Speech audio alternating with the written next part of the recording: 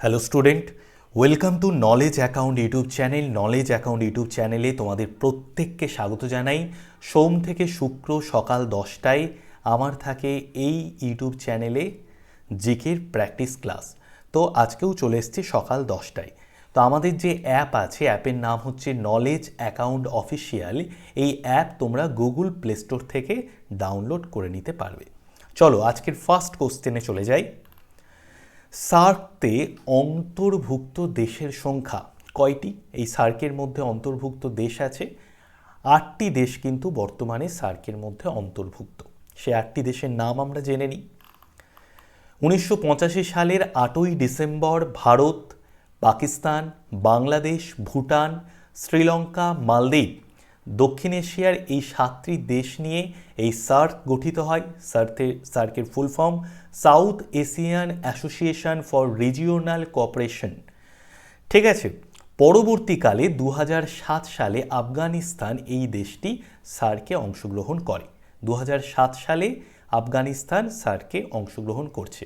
1985 সালের 8ই ডিসেম্বর ভারত, পাকিস্তান, বাংলাদেশ, ভুটান, শ্রীলঙ্কা, মালদ্বীপ, দক্ষিণ এশিয়ার এই 7টি দেশ নিয়ে কিন্তু সার্ক গঠিত হয়। ঠিক আছে, চলো। সুতরাং বর্তমানে সার্কের সদস্য সংখ্যা, দেশের সংখ্যা কত? 8টা। দেশগুলোর মধ্যে রাজনৈতিক, অর্থনৈতিক, শিক্ষা, সংস্কৃতি, বিজ্ঞান, প্রযুক্তি, খেলাধুলো ইত্যাদি বিষয় সংক্রান্ত সহযোগিতা আদান প্রদানের জন্য এই সংস্থাটি গঠিত হয়েছে। সার্কের সদর দপ্তর খুবই ইম্পর্টেন্ট, পরীক্ষার জন্য খুবই ইম্পর্টেন্ট। সার্কের সদর দপ্তর হচ্ছে নেপালের রাজধানী কাঠমান্ডু। এখানে হচ্ছে সার্কের সদর দপ্তর। নেক্সট কোশ্চেনে চলে যাই। কোন বন্দরকে প্রাচ্যের পোস্ট বক্স বলা হয়? তো কোন বন্দরকে প্রাচ্যের পোস্ট বক্স বলা হয়? কলম্বো বন্দরকে। কলম্বো বন্দর, অপশন সি হয়ে যাবে আমাদের রাইট অ্যান্সার। কলম্বো বন্দরকে প্রাচ্যের পোস্ট বক্স বলা হয়। প্রাচ্যের পোস্ট বাক্স কলম্বো বন্দরকে বলা হয়। ভারত মহাসাগরের গুরুত্বপূর্ণ আন্তর্জাতিক বাণিজ্য পথে শ্রীলঙ্কা অবস্থিত। এই শ্রীলঙ্কার কলম্বো বন্দরকে কেন্দ্র করে ভারত মহাসাগরের ওপর দিয়ে পূর্বে প্রাচ্যে ও পশ্চিমে পাশ্চাত্যে যাতায়াতকারী প্রায় সমস্ত জাহাজ এই কলম্বো বন্দরকে ছুঁয়ে যায়। এই কারণে এই কলম্বো বন্দরকে প্রাচ্যের পোস্ট বক্স নামে পরিচিত। এই কলম্বো বন্দর প্রাচ্যের পোস্ট বক্স নামে পরিচিত। তাহলে কলম্বো বন্দরকে কেন্দ্র করে ভারত মহাসাগরের উপর দিয়ে প্রাচ্য ও পাশ্চাত্যে যে জাহাজগুলো যায়, সেই সমস্ত জাহাজ কিন্তু এই যে কলম্বো বন্দর, এই কলম্বো বন্দরকে প্রায় ছুঁয়ে যায়। তার জন্য প্রাচ্যের পোস্ট বক্স নামে কলম্বো বন্দর পরিচিত। আরব সাগরের রানী কাকে বলা হয়? তো আরব সাগরের রানী কাকে বলা হয়? কোচিকে। কোচিকে আরব সাগরের রানী বলা হয়। তো সঠিক অ্যান্সার হয়ে যাবে কোচি। আরব সাগরের রানী বলা হয় কোচিকে। আরব সাগরের কূলে অবস্থিত কেরালার কোচি ভারতের একটি প্রধান বন্দর। এখানে তৈলশোধন, তথ্য প্রযুক্তি সহ বহু শিল্প গড়ে উঠেছে। প্রাকৃতিক সৌন্দর্যের জন্য কোচি যথেষ্ট খ্যাতি লাভ করেছে। এখানে কোচির আরব সাগরীয় নিসর্গ শোভা দেখার জন্য দেশ বিদেশ থেকে বহু পর্যটক এই কোচিতে আসে। এই কারণে পর্যটন কেন্দ্র হিসেবেও কোচি কিন্তু বেশ বিখ্যাত। এইরূপ গুরুত্বের জন্যই আরব সাগরের কূলে অবস্থিত কেরালার কোচিকে আরব সাগরের রানী বলা হয়। আরব সাগরের রানী কোচিকে বলা হয়। চলো নেক্সট কোশ্চেন দেখি। ভারতের হাইটেক বন্দর নামে পরিচিত, ভারতের হাইটেক বন্দর নামে কোন বন্দর পরিচিত? জওহরলাল নেহেরু বন্দর ভারতের হাইটেক বন্দর নামে পরিচিত। জওহরলাল নেহেরু, অপশন সি হয়ে যাবে আমাদের রাইট অ্যান্সার। ভারতের হাইটেক বন্দর জওহরলাল নেহেরু বন্দর নামে, জওহরলাল নেহেরু বন্দর ভারতের হাইটেক বন্দর নামে পরিচিত। মুম্বাই বন্দরের ভার লাঘব করার জন্য 1989 সালে মুম্বাই থেকে 10 কিলোমিটার দক্ষিণে এই জওহরলাল নেহেরু বন্দরটা স্থাপন করা হয়। বন্দরটি বহুলাংশে কম্পিউটার নিয়ন্ত্রিত এবং অত্যাধুনিক যন্ত্রপাতি দিয়ে সজ্জিত হওয়ার কারণে এটাকে বলা হয় ভারতের হাইটেক বন্দর। এই জওহরলাল নেহেরু বন্দরটাকে অত্যাধুনিক যন্ত্রপাতি ও কম্পিউটার দ্বারা সজ্জিত হওয়ার জন্য এই জওহরলাল নেহেরু বন্দরকে বলা হয় ভারতের হাইটেক বন্দর। ঠিক আছে, কত সালে? 1989 সালে মুম্বাই থেকে 10 কিমি দক্ষিণে এই বন্দরকে স্থাপন করা হয়েছিল। হুগলি শিল্পাঞ্চল অবস্থিত হুগলি নদীর পূর্ব তীরে, পশ্চিম তীরে, উভয় তীরে, উত্তর তীরে। তো হুগলি শিল্পাঞ্চল হুগলি নদীর উভয় তীরে অবস্থিত। তো অপশন সি হয়ে যাবে আমাদের রাইট অ্যান্সার। হুগলি শিল্পাঞ্চল অবস্থিত হুগলি নদীর উভয় তীরে। হুগলি নদীর উভয় তীরে হুগলি শিল্পাঞ্চল অবস্থিত। পশ্চিমবঙ্গে হুগলি নদীর উভয় তীরে উত্তরে ত্রিবেণী কল্যাণী থেকে শুরু করে দক্ষিণে উলুবেড়িয়া বিল্লাপুর পর্যন্ত প্রায় 100 কিলোমিটার দীর্ঘ, 15-20 কিলোমিটার চওড়া এই যে অঞ্চলটা, এই অঞ্চলটাকে বলা হয় হুগলি শিল্পাঞ্চল। সমগ্র কলকাতা জেলা, হাওড়া, হুগলি, উত্তর চব্বিশ পরগনা জেলার অংশবিশেষ এই শিল্পাঞ্চলের অন্তর্গত। বর্তমানে এটি ভারতের দ্বিতীয় বৃহত্তম শিল্পাঞ্চল।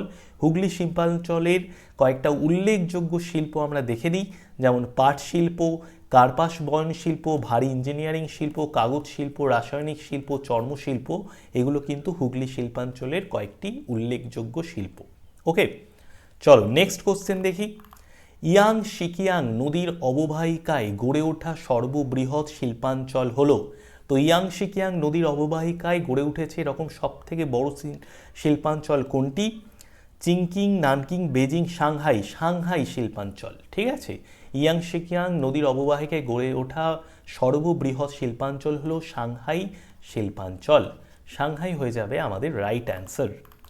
ইয়াং সিকিয়াং নদীর বদ্বীপ অঞ্চলে অবস্থিত সাংহাই চীনের বৃহত্তম শিল্পাঞ্চল। সাংহাই অঞ্চলে গড়ে ওঠা প্রধান শিল্পগুলি আমরা নাম জেনে নিই।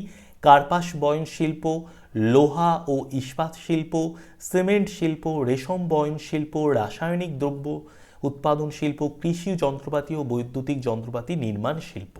ঠিক আছে, তো ইয়াং সিকিয়াং নদীর বদ্বীপ অঞ্চলে অবস্থিত সাংহাই হচ্ছে চীনের বৃহত্তম শিল্পাঞ্চল। দক্ষিণ গোলার্ধে সূর্যের সবচেয়ে বেশি কাছে থাকে। দক্ষিণ গোলার্ধ সূর্যের সবচেয়ে বেশি কাছে থাকে। কখন কাছে থাকে?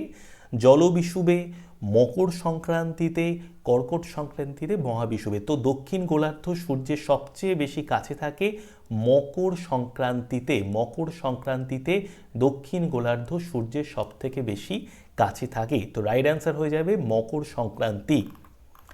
মকর সংক্রান্তি 22শে ডিসেম্বর, এই তারিখটাকে বলা হয় মকর সংক্রান্তি। এই দিনে সূর্য মকরকান্তি রেখা অর্থাৎ 23.5 ডিগ্রি দক্ষিণ অক্ষরেখার ওপর লম্বভাবে কিরণ দেয়। এই দিন দক্ষিণ গোলার্ধে সব থেকে বড় দিন ও সব থেকে ছোট রাত হয়, আর উত্তর গোলার্ধে তার ঠিক বিপরীত অবস্থা বিরাজমান থাকে। উত্তর গোলার্ধে আর এই দিন দক্ষিণ মেরুতে 24 ঘন্টা দিন থাকে। দক্ষিণ মেরুতে 24 ঘন্টা দিন, আর উত্তর মেরুতে তার বিপরীত অবস্থা 24 ঘন্টা রাত থাকে। এই দিন দক্ষিণ গোলার্ধ সূর্যের সব থেকে বেশি কাছে আসে। এই 22শে ডিসেম্বর মকর সংক্রান্তির দিন দক্ষিণ গোলার্ধ সূর্যের সব থেকে বেশি কাছে থাকে। চলো, তো নেক্সট কোশ্চেন দেখি। পাইরোক্লাস্ট জাতীয় শিলার উদাহরণ। পাইরোক্লাস্ট জাতীয় শিলার উদাহরণ হচ্ছে টাফ। টাফ হচ্ছে পাইরোক্লাস্ট জাতীয় শিলার উদাহরণ। তো রাইট অ্যান্সার হয়ে যাবে টাফ। টাফ হয়ে যাবে আমাদের রাইট অ্যান্সার। পাইরোক্লাস্ট জাতীয় শিলার উদাহরণ হলো টাফ। আগ্নেয়গিরির অগ্নুৎপাতের সময় আগ্নেয়গিরির পূর্বেকার জমাটবদ্ধ লাভা, ভস্ম, সিন্ডার প্রভৃতি টুকরো টুকরো খণ্ডে বেরিয়ে এলে তাকে বলা হয় পাইরোক্লাস্ট শিলা। আগ্নেয়গিরির অগ্নুপাতের সময় আগ্নেয়গিরির পূর্বেকার জমাটবদ্ধ লাভা, ভস্ম, সিন্ডার টুকরো টুকরো খণ্ডে যদি বেরিয়ে আসে সেটাকে বলা হয় পাইরোক্লাস্ট শিলা, যেমন টাফ, আগ্নেয়ব্রেক্সিয়া প্রভৃতি। কোন স্থান ও তার প্রতিপাদ্য স্থানের মধ্যে সময়ের পার্থক্য? কোন স্থান ও তার প্রতিপাদ্য স্থানের মধ্যে সময়ের পার্থক্য কত ঘন্টার? 12 ঘন্টার। 12 ঘন্টা কোন স্থান ও তার প্রতিপাদ্য স্থানের মধ্যে সময়ের পার্থক্য 12 ঘন্টা থাকে। কেন 12 ঘন্টা থাকে আমরা দেখে নিই। ভূগোলকের যে কোনো ব্যাসের দুটো প্রান্তের দুটি বিন্দুর একটি অন্যটিকে প্রতিপাদ্য স্থান বলা হয়। ভূগোলকের যে কোনো ব্যাসের দুই প্রান্তের দুটি বিন্দুকে একটি অন্যটির প্রতিপাদ স্থান বলা হয়। যেহেতু প্রতিপাদ স্থান বিপরীত দ্রাঘিমা রেখাতে অবস্থিত, তাই দুটি দ্রাঘিমা রেখার মধ্যে ব্যবধান থাকে 180 ডিগ্রি, তাই উভয়ের মধ্যে সময়ের ব্যবধান থাকে 12 ঘন্টা। কারণ 1 ডিগ্রি দ্রাঘিমার ব্যবধানের জন্য সময়ের ব্যবধান 4 মিনিট, সুতরাং 180 ডিগ্রি দ্রাঘিমার ব্যবধানের জন্য সময়ের ব্যবধান হবে 720 মিনিট। 12 6 72, 12 60 720, 12 ঘন্টা, 720 মিনিট মানে 12 ঘন্টা। সুতরাং কোনো স্থান ও তার প্রতিপাদ স্থানের মধ্যে সময়ের পার্থক্য হচ্ছে 12 ঘন্টা, 12 আওয়ার্স। কুমায়ুন হিমালয় সৃষ্ট হ্রদগুলিকে বলা হয়, কুমায়ুন হিমালয়ে সৃষ্ট হ্রদগুলিকে বলা হয় তাল। কুমায়ুন হিমালয়ে সৃষ্ট হ্রদগুলিকে বলা হয় তাল বলা হয়। উত্তরাখণ্ডের প্রায় 60,000 বর্গ কিমি স্থান জুড়ে হিমালয়ের অংশ কুমায়ুন হিমালয় নামে পরিচিত। উত্তরাখণ্ডের প্রায় 60,000 বর্গ কিমি স্থান জুড়ে হিমালয়ের অংশ কুমায়ুন হিমালয় নামে পরিচিত। কুমায়ুন হিমালয় দক্ষিণ অংশের গড় উচ্চতা হচ্ছে 600 মিটার, আর উত্তর অংশের গড় উচ্চতা হচ্ছে গিয়ে 6000 মিটারেরও বেশি। কুমায়ুন হিমালয়ে অসংখ্য হ্রদ সৃষ্টি হয়েছে, এই হ্রদগুলিকে বলা হয় তাল বলা হয়। কয়েকটা হ্রদের আমরা নাম জেনে নিই। কুমায়ুন হিমালয়ের সৃষ্ট হ্রদগুলি হল নৈনিতাল, ভীমতাল, পুনতাল, সাঁততাল প্রভৃতি। ব্রহ্মপুত্র নদ যে হিমবাহ থেকে উৎপন্ন হয়েছে, ব্রহ্মপুত্র নদ কোন হিমবাহ থেকে উৎপন্ন হয়েছে? চেমাউংদুং হিমবাহ থেকে উৎপন্ন হয়েছে। চেমাউংদুং হিমবাহ থেকে উৎপন্ন হয়েছে। কৈলাস পর্বতের চেমাউংদুং হিমবাহ থেকে উৎপন্ন হয়ে পূর্ব দিকে তিব্বতের মধ্য দিয়ে সাংপো নামে 1800 কিলোমিটার প্রবাহিত হয়েছে।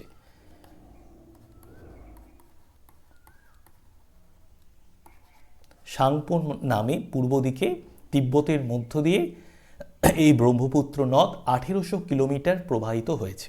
কৈলাসের চেমাউংদুং হিমবাহ থেকে উৎপন্ন হয়ে পূর্ব দিকে তিব্বতের মধ্য দিয়ে সাংপো নাম নিয়ে 1800 কিলোমিটার প্রবাহিত হয়েছে। আসামে কাল বৈশাখীর অপর নাম কি? তো আসামে কাল বৈশাখীর অপর নাম হচ্ছে বড়ইদি ছোলা, বড়ইদি ছিলা হয়ে যাচ্ছে আসামের কাল বৈশাখীর অপর নাম। ঠিক আছে, আসামে কাল বৈশাখীটাকে বড়ইদি ছিলা বলা হয়। কালবৈশাখী কি? গ্রীষ্মকালে অপরাহ্নে মাঝে মাঝে পূর্ব ভারত, বাংলাদেশের কয়েকটি অঞ্চলে বজ্র বিদ্যুৎ সহ ঝড় ও বৃষ্টিপাত এবং শিলাবৃষ্টি আমরা দেখতে পাই। একে স্থানীয় ভাষায় কাল বৈশাখী বলে। প্রধানত বৈশাখ মাসে এই ঝড় আসে বলে একে কাল বৈশাখী বলে। আসামে এই ঝড়কে বড়ইদি শিলা নামে পরিচিত। এই ঝড় কালবৈশাখী ঝড় আসামে বড়ইদি শিলা নামে পরিচিত। এই ঝড়ের গতিবেগ থাকে প্রায় ঘন্টায় 60 থেকে 80 কিলোমিটার। কালবৈশাখীর প্রভাবে উষ্ণতা 1 লাফে 10 থেকে 15 ডিগ্রি সেলসিয়াস কমে যায়। যখন গ্রীষ্মকালে প্রচণ্ড গরম, তখন যখন অপরাহ্নে এই কালবৈশাখী ঝড় হয় আমরা একটু রিলিফ পাই, কারণ বাইরের যে তাপমাত্রা সেই তাপমাত্রা কিন্তু অনেকটা কমে যায়। ঠিক আছে, ভারতের কেন্দ্রীয় বনভূমি গবেষণা কেন্দ্রটি রয়েছে কোথায়? একদমই সহজ কোশ্চেন। ভারতের কেন্দ্রীয় বনভূমি গবেষণা কেন্দ্রটি রয়েছে দেরাদুনে ভারতের কেন্দ্রীয় বনভূমি গবেষণা কেন্দ্রটি রয়েছে। ভারতের কেন্দ্রীয় বনভূমি গবেষণা কেন্দ্রটি ইন্ডিয়ান ফরেস্ট রিসার্চ ইনস্টিটিউট, এটি রয়েছে উত্তরাঞ্চলের দেরাদুনে। এই কেন্দ্রীয় বনভূমি গবেষণা কেন্দ্রটি রয়েছে ইন্ডিয়ান ফরেস্ট রিসার্চ ইনস্টিটিউট, উত্তরাঞ্চলের দেরাদুনে অবস্থিত। হরপ্পা কোন নদীর তীরে অবস্থিত? তো হরপ্পা কোন নদীর তীরে অবস্থিত? ইরাবতী নদীর তীরে হরপ্পা অবস্থিত। ইরাবতী নদীর তীরে হরপ্পা অবস্থিত। হরপ্পা ইরাবতী নদীর পূর্ব তীরে এবং পাকিস্তান পাঞ্জাব প্রদেশের মন্টগোমারি জেলার বাম তীরে অবস্থিত। ইরাবতী নদীর পূর্ব তীরে হরপ্পা অবস্থিত। এই সাইটটা কে আবিষ্কার করেছিলেন? দয়ারাম সাহানি আবিষ্কার করেছিলেন এই সিন্ধু সভ্যতার এই সাইটটা 1921 সালে দয়ারাম সাহানি সিন্ধু সভ্যতার এই সাইটটি আবিষ্কার করেন। এটি হরপ্পা এই যে সাইটটা, এটা ইরাবতী নদীর পূর্ব তীরে অবস্থিত। ড্যাশ হলো সিন্ধু সভ্যতার একমাত্র স্থান যেখানে কোনো নগর কেন্দ্রের অস্তিত্ব পাওয়া যায়নি। তো কোথায় সিন্ধু সভ্যতায় কোনো নগর কেন্দ্রের অস্তিত্ব পাওয়া যায়নি? কালিমঙ্গান, সুরকোড্ডা, লোথাল, বানায়লি। তো এই বানায়লিতে কিন্তু কোনো নগর কেন্দ্রের অস্তিত্ব পাওয়া যায়নি। সিন্ধু সভ্যতায় এটি একমাত্র স্থান যেখানে কোনো নগর কেন্দ্রের অস্তিত্ব পাওয়া যায়নি। তো বানায়লি হয়ে যাবে আমাদের সঠিক অ্যান্সার। বানায়লি হয়ে যাবে আমাদের সঠিক অ্যান্সার। বানায়লি হলো সিন্ধু সভ্যতার একমাত্র স্থান যেখানে কোনো নগর কেন্দ্রের অস্তিত্ব পাওয়া যায়নি। নেক্সট কোশ্চেন দেখি, 16 নম্বর কোশ্চেন। বিক্রমশিলা বিশ্ববিদ্যালয় কে প্রতিষ্ঠা করেন? বিক্রমশিলা বিশ্ববিদ্যালয় প্রতিষ্ঠা করেছিলেন ধর্মপাল। ধর্মপাল বিক্রমশিলা বিশ্ববিদ্যালয় প্রতিষ্ঠা করেছিলেন। দেখো, আজকের ক্লাস যদি ভালো লাগে অবশ্যই একটা লাইক করে দিও আর কমেন্ট করে জানিও যে কেমন লাগছে ক্লাস। আজকে কিন্তু একটু ডিফারেন্ট টাইপের, একটু টাফ টাইপের কোশ্চেন নিয়ে এসেছি, ঠিক আছে? তো বিক্রমশিলা বিশ্ববিদ্যালয় কে প্রতিষ্ঠা করেন? ধর্মপাল। পাল সম্রাট ধর্মপাল 783 থেকে 820 খ্রিস্টাব্দ নালন্দায় বিক্রমশিলা প্রতিষ্ঠা করেছিলেন।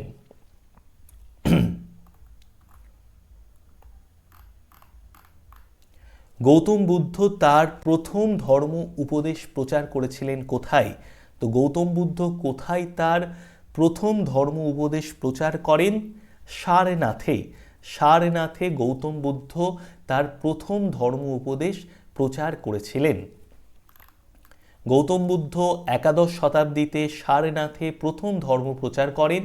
বোধগয়ার উত্তরে সারনাথের একটি বনে তার প্রথম উপদেশ প্রচার করেছিলেন, যেখানে তিনি কয়েক সপ্তাহ আগে জ্ঞান লাভ করেছিলেন।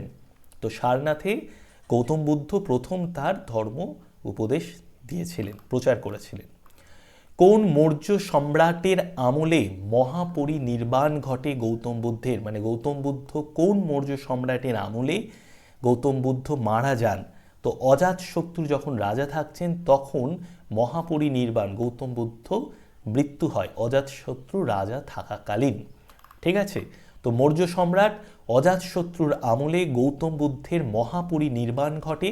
গৌতম বুদ্ধ খ্রিস্টপূর্ব 486 অব্দে, এটা তার সালটা নিয়ে একটু মতান্তর আছে, তাও আমরা জেনে রাখি এটা। গৌতম বুদ্ধ খ্রিস্টপূর্ব 486 অব্দে উত্তরপ্রদেশের গোরক্ষপুর জেলার কুশীনগরে দেহত্যাগ করেন।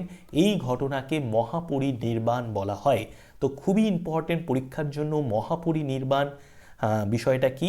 গৌতম বুদ্ধের যে মৃত্যু, দেহত্যাগ করা, সেটাকেই মহাপরিনির্বাণ বলা হয়। ইনি যখন দেহত্যাগ করছেন তখন রাজা থাকছেন মৌর্য সম্রাট অজাতশত্রু। 486 অব্দে উত্তরপ্রদেশের গোরক্ষপুর জেলার কুশীনগরে দেহত্যাগ করেছেন এই গৌতম বুদ্ধ।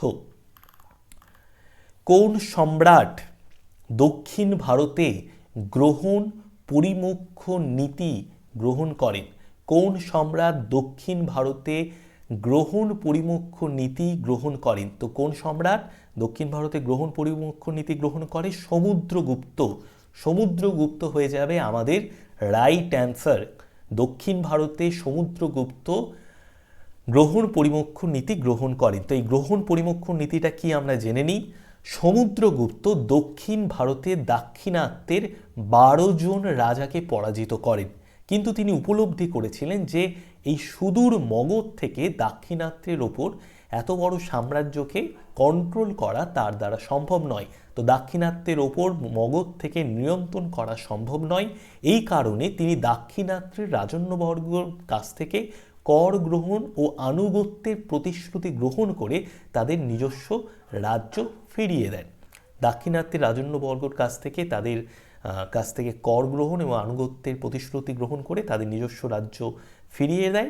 এটা আমরা কোথা থেকে জানতে পারি? সভাকবি হরিসেন সমুদ্রগুপ্তের এই নীতিকে গ্রহণ পরিমুখ নীতি বলে বর্ণনা করেছেন, ঠিক আছে? সভাকবি হরিসেন, এটাকেই বলা হয় গ্রহণ পরিমুখ নীতি। কে শ্রেণিক উপাধি ধারণ করেছিলেন? তো শ্রেণিক উপাধি কে ধারণ করেছিলেন? বিন্দুসার। বিন্দুসার শ্রেণিক উপাধি ধারণ করেছিলেন। তো বিন্দুসার হয়ে যাবে আমাদের সঠিক অ্যান্সার। না সরি সরি সরি একটু ভুল বললাম, বিন্দুসার না, এটা অ্যাকচুয়ালি বিম্বিসার। বিম্বিসার শ্রেণিক উপাধি ধারণ করেছিলেন, আর বিম্বিসারের পুত্র হচ্ছে অজাতশত্রু।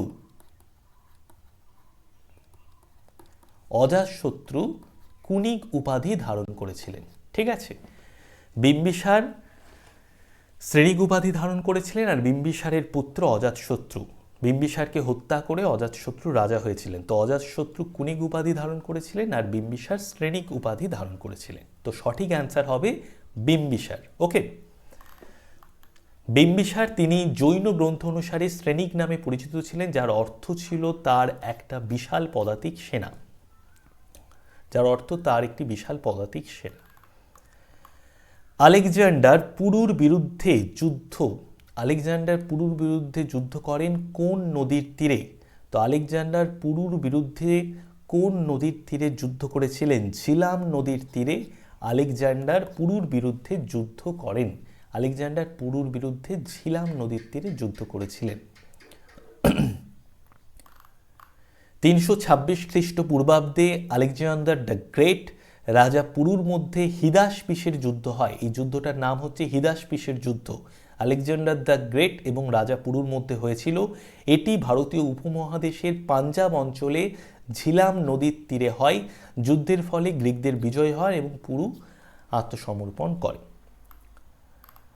এখানে আমরা পুরুর সেই বীরত্বের গল্প আমরা শুনেছি এই আলেকজান্ডার সাথে পুরুর এই হিদাসপিসের যুদ্ধে।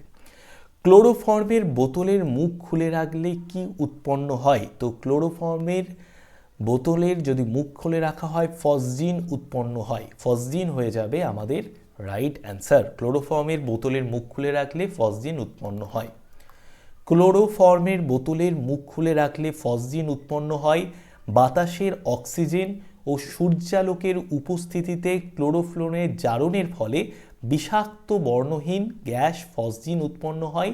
তাই ক্লোরোফর্মকে সর্বদা কালো বোতলে রাখা উচিত। ক্লোরোফর্মের বোতলের মুখ খুলে রাখলে ফসজিন উৎপন্ন হয়। কেন হয়? বাতাসের অক্সিজেন আর সূর্যালোকের উপস্থিতিতে ক্লোরোফর্মের মধ্যে জারণ হয়, তার জন্য এই যে বিষাক্ত একটা বর্ণহীন গ্যাস ফসজিন এটা উৎপন্ন হয়। তাই ক্লোরোফর্মকে সবসময় সূর্যালোকের আলো থেকে বাঁচিয়ে রাখার জন্য কালো বোতলে রাখা উচিত। কালো বোতলেই রাখা হয় ক্লোরোফর্মকে।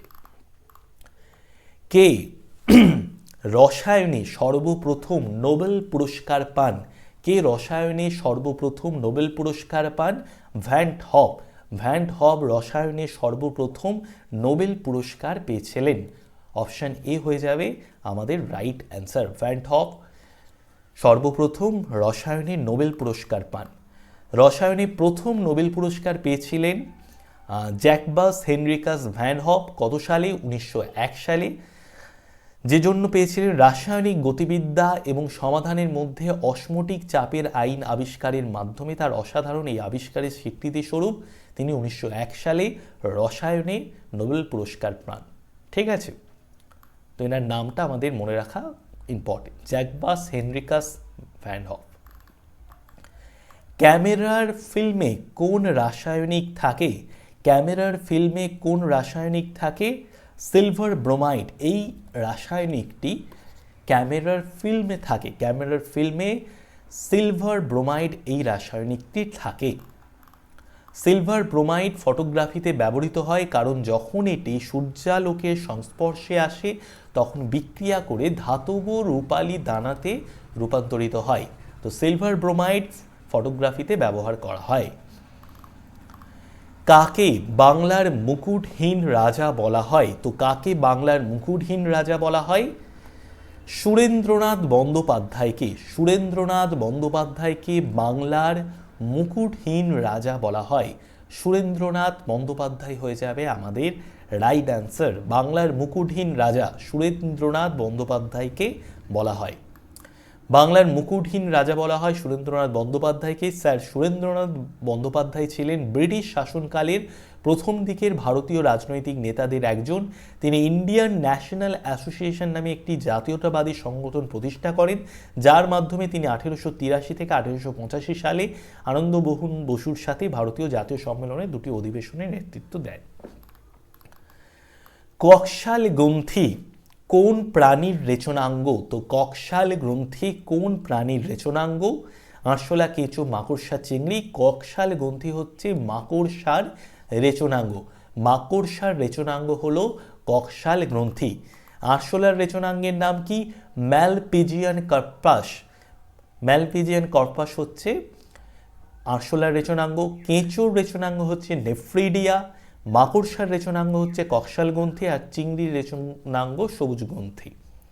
ওকে, তো রাইট অ্যান্সার কি? মাকড়সার রেচনাঙ্গ কক্সাল গ্রন্থি। নেক্সট কোশ্চেন দেখি।